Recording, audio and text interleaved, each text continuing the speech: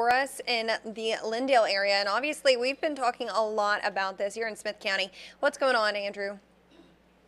Yeah, absolutely. So right now, as I can see, we are a little bit off of, I believe it's Sheriff Street here in Smith County, and to which you might be able to see maybe a faint little bit of smoke coming by. And what's going on right now, as speaking with the assistant fire chief for the Lindale Fire Department, he has crews and their higher staff today, and they're going around checking to see if there's any hot spots in the area that might possibly pick up because of wind. One of the things that he made sure to say is that throughout the day today, they expect the humidity to drop and the winds to rise, which leads to more fire danger per se. And so they have teams going out around, checking on all these areas, making sure that people are safe. Just a little update from yesterday as well, as far as the 32 anchors that is now contained.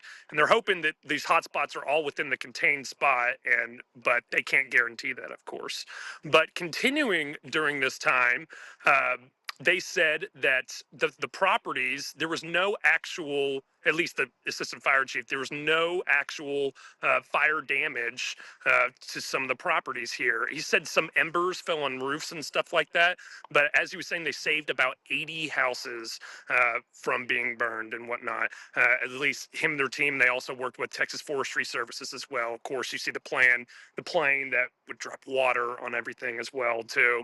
And so there's a lot of residents around here, some of which have been out and about. They have not wanted to make comment, at least to me.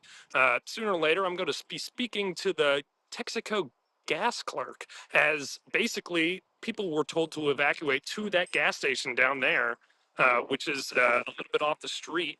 And so anyways, talking about, what was happening and people coming in and what was it like during that time and whatnot and everything. So anyways, also one thing of importance that needs to be mentioned is that the basically continue to not burn. That's one of the biggest things from the assistant fire chief, is during this time, with even though the county, to my knowledge, as of right now, is not under burn ban. And so this is something that with the high winds and stuff, you can be ticketed during a specific wind level, I guess.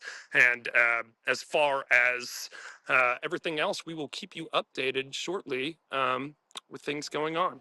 And again, All this right. is Andrew Culver here live at Smith County. All right, Andrew, thank you so much for being live for us to give us an update as authorities are still kind of monitoring that grass fire over in Smith County. We'll talk to you later. Thank you, Kylie. All right, everyone. So with that said, let's take you over